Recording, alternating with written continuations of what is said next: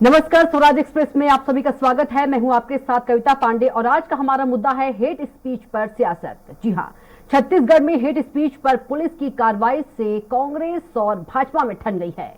भाजपा का कहना है कि चुनावी वर्ष में कांग्रेस सरकार हेट स्पीच के बहाने पार्टी नेताओं को टारगेट कर रही है, जबकि मुख्यमंत्री भूपेश बघेल ने कहा कि कानून अपना काम कर रहा है। जो समाज की सौहार्दता खराब करने की कोशिश करेंगे उस पर कार्रवाई होनी चाहिए। इसी मुद्दे पर हम डिबेट करेंगे। उससे पर एक छोटी सी रिपोर्ट देख लेते हैं। छत्तीसगढ़ में हेट स्पीच के मामले को लेकर पुलिस की कार्रवाई के बाद भाजपा और कांग्रेस के बीच सियासी घमासान तेज हो गया है। कांग्रेस की शिकायत पर भाजपा नेताओं को नोटिस जारी किए जाने के विरोध में बीजेपी ने पुलिस और सरकार के खिलाफ मोर्चा खोल दिया है। वहीं भाजपा अपने कार्यकर्ताओं और पदाधिकारियों को झूठे फर्जी तरीके से नोटिस जारी करने का आरोप लगा रही है, तो कांग्रेस विधि सम्मत कार्रवाई होने की बात कर रही है। बिरनपुर मामले में भाजपा नेताओं के खिलाफ छत्तीसगढ़ कांग्रेस ने भड़काऊ बयान देने का आरोप लगाते हुए शिकायत की थी। भड़काऊ पोस्ट और धार्मिक विद्वेष फैलाने की नियत से बीजेपी ने ट्वीट किए। शिकायत पत्र में कहा गया था कि बेमेतरा जिले के बिरनपुर गांव में दो गुटों के झगड़ों के बाद बीजेपी नेता धार्मिक भावनाएं उकसा रहे हैं। शिकायत के बाद नेताओं को नोटिस जारी किया गया। भाजपा के 8 नेताओं को हेट स्पीच के लिए नोटिस जारी किया गया। मामले में 17 अप्रैल को दोपहर 2 बजे तक जवाब मांगा गया। प्रदेश आईटी सेल प्रभारी सुनील एस पिल्लई, कोषाध्यक्ष नंदन जैन, संजय श्रीवास्तव, केदारनाथ गुप्ता, योगी साहू, कमल शर्मा, शुभांकर, बिट्टू पानीग्रही शामिल हैं। वहीं इसके विरोध में बीजेपी के नेता प्रतिपक्ष नारायण चंदेल, विधायक शिवरतन शर्मा, सौरभ सिंह के नेतृत्व में सिविल लाइन थाने पैदल मार्च किया गया।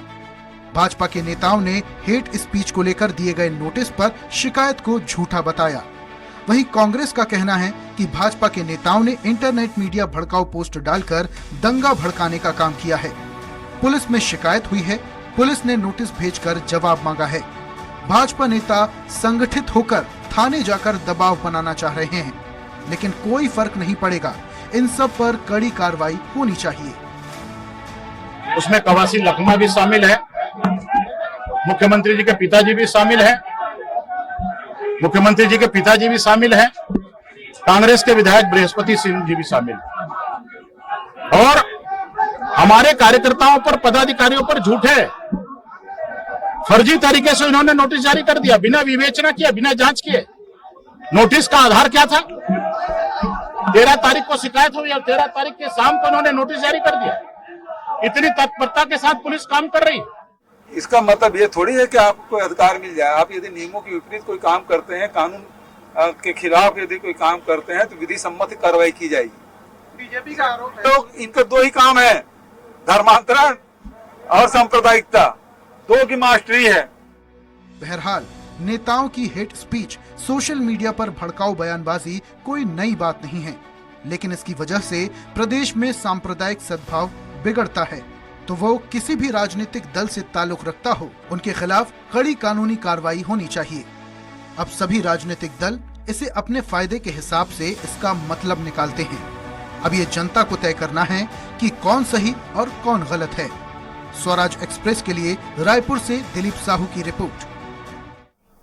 तो छत्तीसगढ़ में हेट स्पीच पर सियासत गर्मा गई है। हेट स्पीच पर बवाल हो रहा है और इसी पर हम चर्चा करेंगे। ज्यादा चर्चा के लिए हमारे साथ मौजूद रहेंगे मीडिया से प्रभारी भाजपा से अनुराग अग्रवाल जी और धनंजय सिंह ठाकुर कांग्रेस प्रवक्ता रहेंगे हमारे साथ मौजूद। गणेश द्विवेदी जी वरिष्ठ पत्रकार हैं। आप तीनों का बहुत बहुत स्वागत है चर्चा में। जी, सबसे पहला सवाल बीजेपी से है, अनुराग अग्रवाल जी से। अनुराग जी, बीजेपी संगठित होकर थाने में दबाव बनाना चाह रही है, ये कांग्रेस का आरोप है और कांग्रेस का यह भी आरोप है कि अगर आप लोग गलत नहीं तो दिक्कत क्यों है आपको नोटिस यदि पुलिस ने भेजा है तो?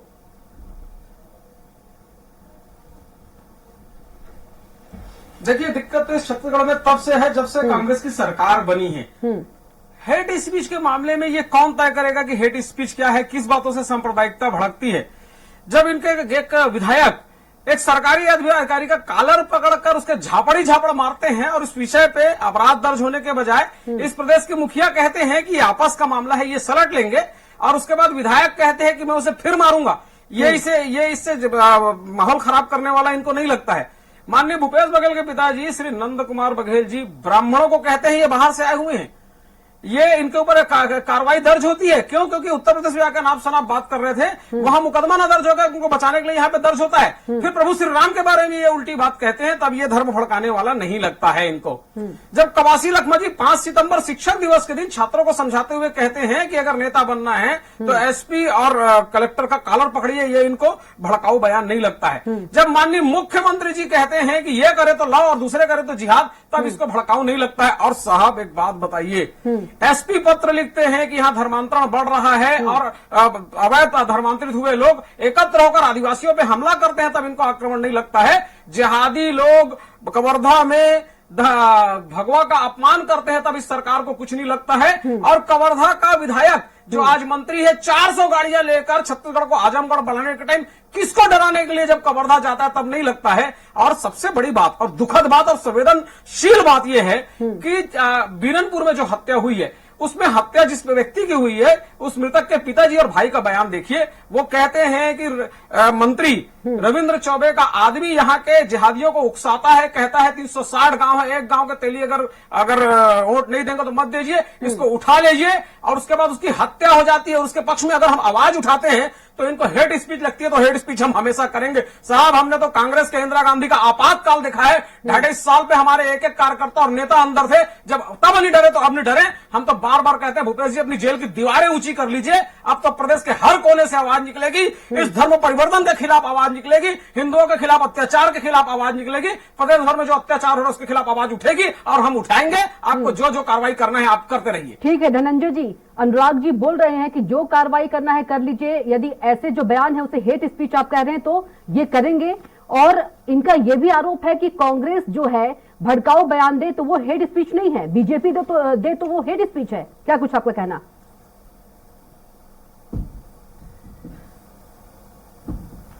देखिए, भारतीय जनता पार्टी अपने काले कारनामे को, काली करतूत को हिंदुत्व के आड़ में पर्दा नहीं कर सकती है। हिंदुत्व अपनी जगह है और भारतीय जनता पार्टी अगर राजनीति कर रही है और अपने जो वैमनस्यता है, अपने हिंसा है, अपने दंगा फैलाने की जो नीतियां हैं और जो विचार है, उसको अगर हिंदुत्व के पर्दे पीछे कर खड़ा करना चाहती है, ये हिंदू और समाज बर्दाश्त नहीं करेगा। ये बड़ी बड़ी बात कर रहे थे ना।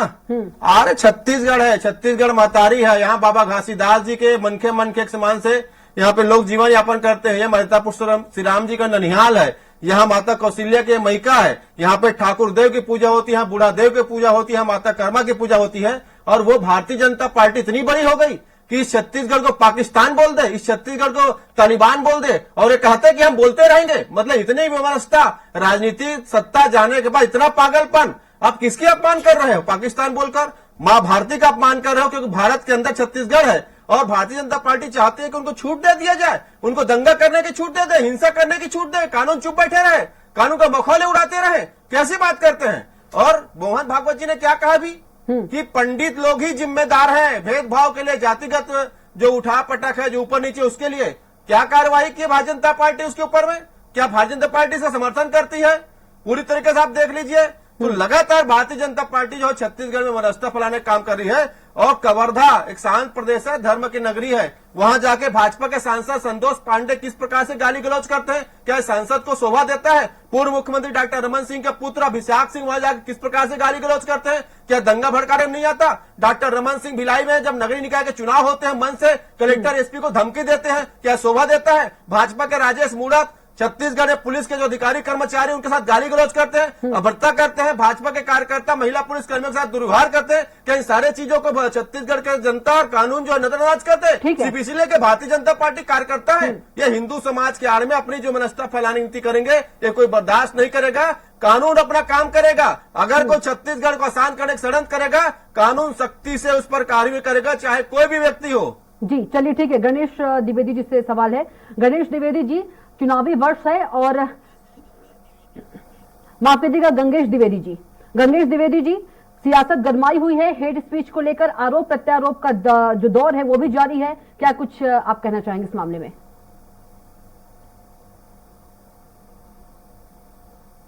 देखिए, हमारे देश का संविधान धर्मनिरपेक्ष है और इसलिए सारे धर्मों का आदर करना सभी का फर्ज है, हर हिंदुस्तानी का फर्ज है कि हर धर्म का आदर करें। लेकिन मामला वही बिगड़ता है जब एक धर्म के लोग दूसरे धर्म के लोगों के ऊपर कहीं न कहीं हावी होते हैं और इसका राजनीतिकरण होता है। और अभी चूंकि देखिए छत्तीसगढ़ में खासतौर पे जब वीरेंद्रपुर का मामला आया है, वहां पर 2 बच्चों की लड़ाई से मामला शुरू हुआ और इतना बढ़ के वापस में वो मामला कायदे से गांव के जो दोनों समाज के ठेकेदार थे उनके बीच मामला निपट जाना चाहिए था, लेकिन वो मामला आपस में लड़ झगड़ के इतना बड़ा हो गया कि बाद में विश्व हिंदू परिषद भी हस्तक्षेप की, भाजपा ने उसको पूरा इश्यू बनाया और उसके बाद चूंकि आगे चुनाव है, चुनाव का वक्त है, तो उसमें दोनों तरफ से राजनीतिक बयानबाजी होती रही। लेकिन इसका परिणाम यह होता है कि देखिए छत्तीसगढ़ एक हमारा जो छत्तीसगढ़ प्रदेश है बहुत शांत प्रदेश है, यहाँ पर इस तरह की गतिविधियां नहीं होती हैं कभी भी, और होती भी है तो बहुत पहले से सिमट जाती थी। लेकिन अभी इस बार मैं देख रहा हूँ, इस बार पहली बार ऐसा हो रहा है कि पूरे प्रदेश स्तर में इस तरह की चीजें फैल के आ रही है और इस तरह से विरोध प्रदर्शन हो रहा है। भाजपा भी एकदम आक्रामक मूड में है, विश्व हिंदू परिषद आक्रामक मूड में है और जवाब में कांग्रेस भी आक्रामक मूड में है, और इसलिए टकराव बढ़ता दिख रहा है जगह जगह, और ये कहीं ना कहीं आगे यहाँ की शांति व्यवस्था को प्रभावित करने वाला काम है। तो इससे दोनों ही पार्टियों को बचना चाहिए और सोचना चाहिए कि हम राजनीतिक पार्टी के सदस्य होने के पहले एक हमारी सामाजिक जिम्मेदारी है, हमारे संविधान के प्रति हमारी प्रतिबद्धता है और हम अपने संविधान का पालन करते हुए इन सब चीजों से बचे।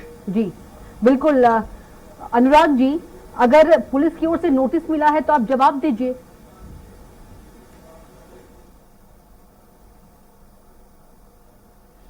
देखिए एक बात मैं कह रहा हूँ, जवाब देने में कतई इनकार नहीं। गंगेश जी कह रहे थे कि छोटी सी घटना थी, आपस के बच्चों की साइकिल की लड़ाई थी और सामाजिक जिम्मेदारियां पार्टियों को इससे बचना चाहिए। मुझे लगता है गंगेश जी आपको भी सामाजिक जिम्मेदारियों का पालन करते हुए घटना की गहराई में जाना चाहिए, उसकी वास्तविकता क्या है उसका बयान यहाँ पे करना चाहिए। ये मात्र एक छोटी सी घटना नहीं थी, ये घटना बहुत दिनों से उस क्षेत्र में पनप रही थी। आप जाके पता करिए ना वहां के पुलिस थाने में कि लगातार एक सहू समाज के लोग, हिंदू समाज के लोग एक हवा दे रहे थे कि जिहादी लगातार उनका उत्पीड़न करने का प्रयास कर रहे हैं। भाई साहब मैं तो कहता हूं, सोशल मीडिया में जो एक बयान जारी हुआ है उस मृतक के पिताजी का और उसके भाई का कि अपराधियों लोग आकर हमला किए हैं और उसको उठाकर मस्जिद के अंदर ले गए और हत्या करके बाहर फेंक दिए, क्या ये सरकार की पुलिस ने उस घटना स्थल की जांच की क्या? इस बारे में क्यों गंगेश जी और बाकी कांग्रेस के प्रवक्ता नहीं कहते हैं? भाई साहब एक बात बताइए, कवासी लखमा जब कहते हैं कि आदिवासी हिंदू नहीं, हम अलग धर्म कोड की मांग करेंगे, ये सदियों सदी महादेव के स्वरूप बूढ़ादेव को मानने वाले लोग कौन है? मां दंतेश्वरी की आराधना करने वाले लोग कौन है? क्या इनको हेट स्पीच नहीं दिखती है?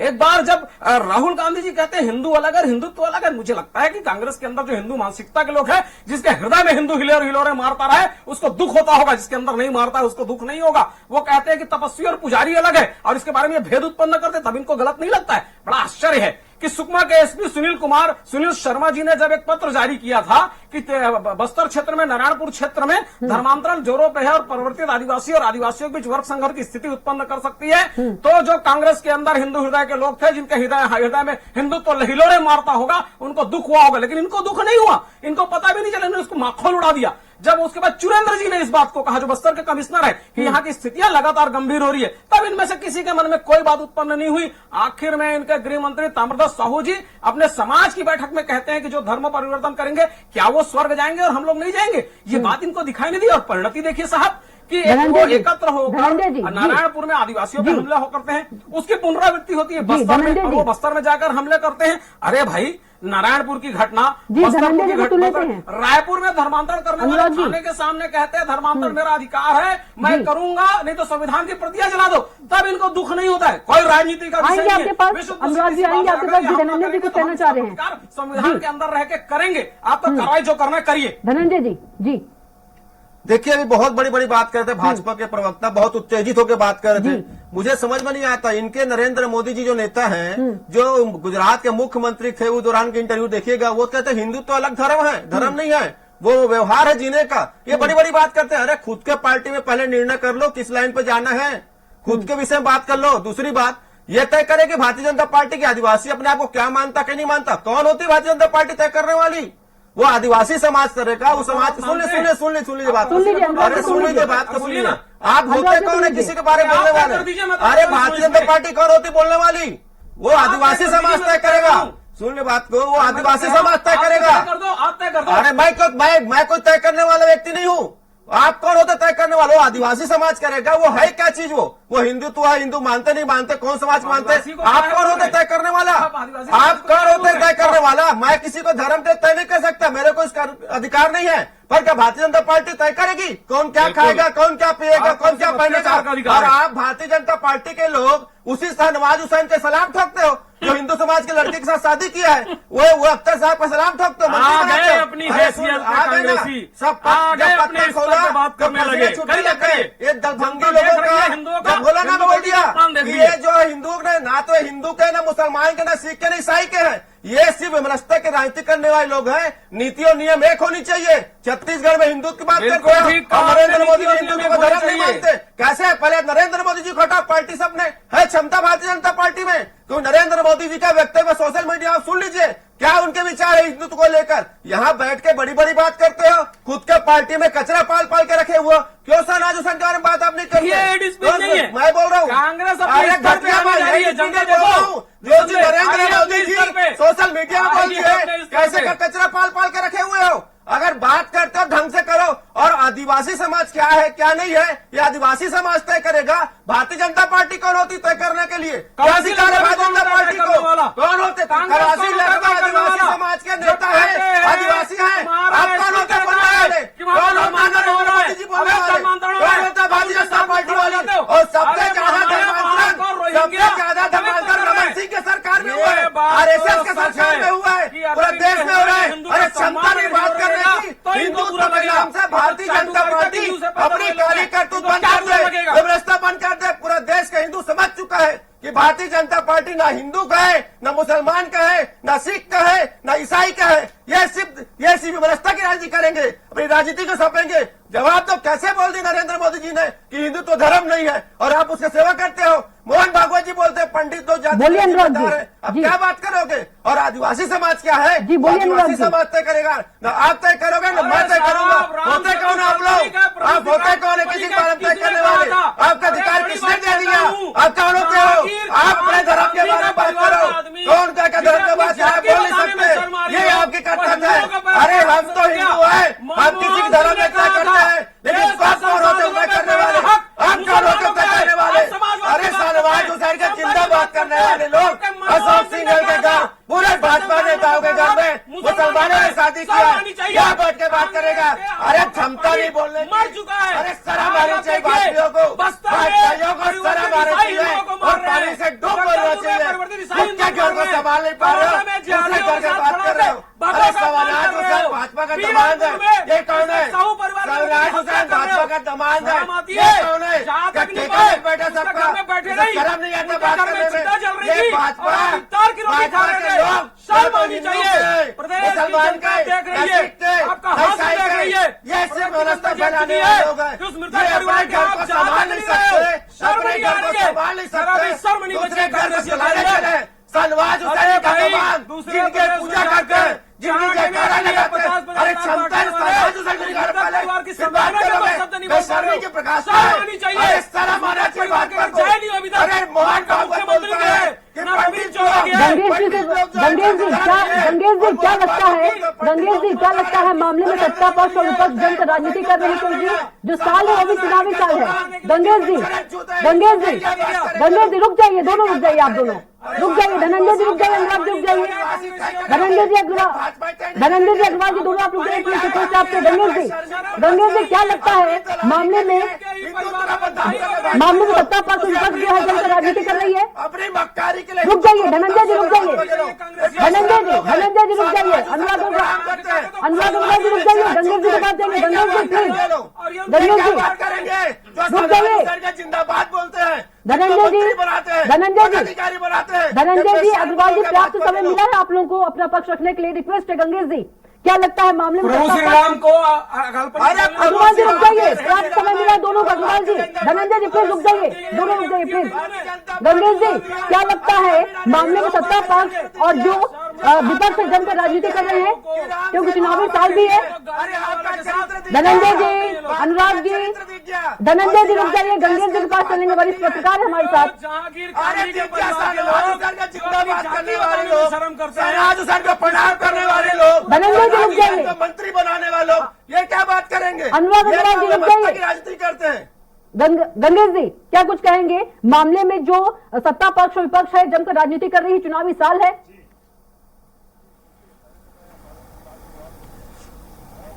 जी देखिए, पहले तो मैं अनुराग जी की बात का जवाब दे दूं। मैं वहां की घटनाक्रम बहुत गहराई से जान रहा हूं। वहां पर देखिए हुआ ये था कि 2 बच्चों की लड़ाई उस तत्कालिक थी, लेकिन ये घटनाएं लगातार हो रही थी। वहां पर एक कबाड़ी की दुकान है, वहां से लगातार बच्चों के ऊपर कभी सीसी फेंक के मारना, कभी कुछ फेंक के मारना, ये सारी घटनाएं लगातार हो रही थी। उसी बात को लेकर दोनों पक्ष के में कई बार टकराव हो चुका था, और उस दिन भी समझाने के नाम से लोग वहां गए थे, लेकिन आपस में पथराव हुआ और एक व्यक्ति की हत्या हुई। हत्या के बाद विश्व हिंदू परिषद ने, मैंने इनके हस्तक्षेप को मैंने गलत नहीं कहा है, मैंने ये बोला कि वो चीज कायदे से उसी जगह पे खत्म हो जानी चाहिए। दोनों को धर्म के ठेकेदार चाहते तो सामाजिक स्तर पे उसको गांव में निपटा सकते थे। 1200 लोगों का गांव है, कोई बहुत बड़ा गांव नहीं है। चाहते अगर सामाजिक जिम्मेदारी समझते तो वो लोग वहां समाप्त कर सकते थे, लेकिन वहां पर इतनी बड़ी घटना घटी तो उसका, चूंकि हमेशा विश्व हिंदू परिषद हिंदुत्व की राजनीति करेगी ही, भाजपा का भी एजेंडा वही है, भाजपा हमेशा हिंदुओं को लेकर चलती है, तो उन दोनों का हस्तक्षेप को मैं गलत नहीं बोल रहा हूँ। गलत वहां से हुआ जब बहुत सारी जो चीजें आने लगी, जिसपे आपत्ति धनंजय जी भी कर रहे हैं, तालिबान बोलना और इसको छत्तीसगढ़ को मिनी पाकिस्तान बोलना, वैसी इतनी बुरी स्थिति भी छत्तीसगढ़ में अभी नहीं आई है। तो इन सब चीजों से बचने की बात कर रहा हूँ, चाहे कांग्रेस की बात हो चाहे भाजपा की बात हो। सबसे पहले हमको सामाजिक समरसता बना के रखने की, राजनीति करने के बहुत सारे अवसर आएंगे और आगे हैं, लेकिन सामाजिक समरसता बना के रखना सबसे बड़ी जिम्मेदारी है। हमारा प्रदेश, हमारा देश धर्मनिरपेक्ष है।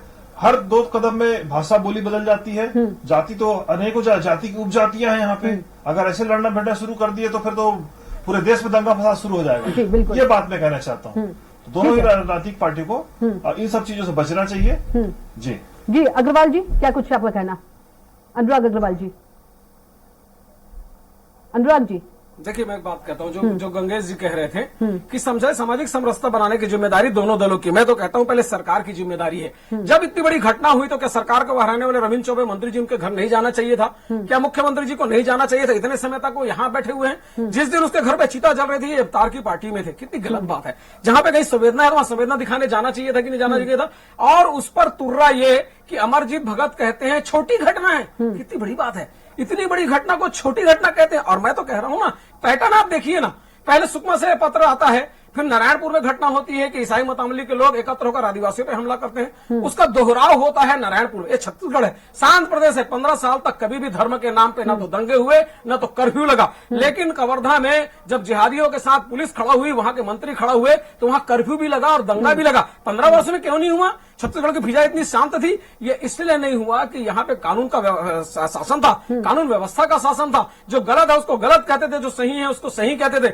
लेकिन इस सरकार के आने के बाद एक तरफा पक्षपात दिख रहा है। मैं नारायणपुर की बात कर रहा हूं, मैं जगदलपुर की बात कर रहा हूं। आप देखिए रोहिंग्या पहाड़ में इन्होंने ही जांच कमेटी बैठाई थी, अपवित्र हो रहा है आज महामाया पहाड़, इस पे ये कुछ नहीं कहते। फिर कवर्धा की घटना, और अभी गंगेश जी वापस दोबारा में स्वीकार किए, जब उस दिन वहां पे कट मारे, जब एक परिवार के लोगों ने उस बच्चे को मारा तो उस कबाड़ी ने कहा कि इसको और अच्छे से मार, मैं 500 रुपए दूंगा। वापस उसमें बोतल से हमला होता है, तब ये 500 रुपए देते हैं। ये घटना भड़कावी है कि नहीं? मैं तो कहता हूं मृतक के पिताजी और भाई जो आरोप लगा रहे हैं, नाम लेके आरोप लगा रहे हैं कि रविंद्र चौबे का वो बंदा कहता है कि इतने मेरे पास 360 गांव है, छोटा जवाब, तमाम आरोप, तमाम सवाल तो कुछ नहीं। अनुराग जी की तरफ क्या से उससे आज तक जांच धनंजय जी, छोटा जवाब। मैं एकदम समान तथ्यों की बात करता हूँ। अगर वो कह रहे हैं कि मस्जिद के अंदर ले जाकर अनुराग जी, समय का अभाव है, जांच हुई, अनुराग जी समय का अभाव है, धनंजय जी के पास चलेंगे। पुलिस का भरमार था और 2 लोगों की हत्या हो जाती। अनुराग जी जवाब भी ले लेते हैं, अनुराग जी जवाब भी ले लेते हैं, आपके सवाल के जवाब ले लेते हैं। सरपंच का बयान सुनेगा जी। वहां का सरपंच एक वीडियो संदेश जारी करके बोलता है कि बाहरी लोग इस गांव में ना आए, क्योंकि बाहरी लोग आके इस गांव में जो हिंसा फैला है, कौन है बाहरी लोग? क्यों गया थे लाव लश्कर लेकर वहां पर? किसने जाके वहां पे दंगा फैलाने का काम किया? पहली बात। दूसरी बात, ये रोहिंग्या मुसलमान की बात कर रहे थे, तो नरेंद्र मोदी जी की सरकार तो रोहिंग्या मुसलमानों को दिल्ली में बसाने के लिए आधार कार्ड दे रही है, दिल्ली में बसाने के लिए यूडब्ल्यूएस का मकान दे रही है। तीसरी बात, 15 साल तक छत्तीसगढ़ में रमन सिंह की सरकार थी, जो धर्म परिवर्तन जो कराते थे ना, उसको उनका संरक्षण था। इनके ही नेता थे दिलीप सिंह जुदेव जी, जो स्वर्गीय हो चुके हैं, मैं तो उनको प्रणाम करता हूं। उन 15 साल में वो घर वापसी अभियान चलाते थे। किसकी सरकार थी? प्रदेश में उस दौरान। तीसरी बात, सबसे ज्यादा चर्च का निर्माण उन 15 सालों में हुआ है। चौथी बात मैं आपको बोलना चाहता हूं, विमनस्ता फैलाने के क्या हो सकता है आपको? आखिर आप में इनके मन में विमनस्ता क्यों है? एक विश्रामपुरी की आपको घटना याद दिलाऊंगा, 2005 में जब विश्रामपुरी में इस प्रकार का बवाल मचा, जब आगजनी हुई, तोड़फोड़, इस प्रकार की घटना को लेकर तत्कालीन जो नेता प्रतिपक्ष थे महेंद्र कर्मा जी, उस गांव में जाते हैं, पहले ये शांति की अपील करते हैं और कानून की कार्रवाई की बात करते हैं, और तत्कालीन मुख्यमंत्री डॉक्टर रमन सिंह को सूचित करते हैं। यह होता है एक जनप्रतिनिधि का दायित्व। यह नहीं होता कि डीजल, पेट्रोल और घी लेके जाओ और आग लगाओ सिर्फ अपनी राजनीतिक रोटी सेकने के लिए, क्योंकि ये कांग्रेस पार्टी और भाजपा नेताओं में अंतर है। हम शांति शांति की अपील करते हैं, घटना का विरोध करते हैं, कानूनी कार्रवाई की बात करते हैं। हम तो घी डाल के आग भड़काते ठीक है, नहीं ठीक है। धनंजय जी, समय का अभाव है, आज उस गांव के लोग कह रहे हैं ना समय का कि अभाव बाहर है। से लोग आकर हमसे जुड़ने के लिए धनंजय जी आपका बहुत बहुत शुक्रिया, और अनुराग अग्रवाल जी आपका भी शुक्रिया, गंगेश द्विवेदी जी आपका भी बहुत बहुत शुक्रिया। तो हेट स्पीच मामले में छत्तीसगढ़ बीजेपी के 8 कार्यकर्ताओं को पुलिस की ओर से नोटिस मिलने के बाद प्रदेश की सियासत गर्मा गई है और आरोप प्रत्यारोप की भी राजनीति हो रही है। अब देखना होगा कि ये मामला जो है कब शांत होगा। तो फिलहाल के लिए इतना ही। आप देखते रहिए स्वराज एक्सप्रेस। नमस्कार।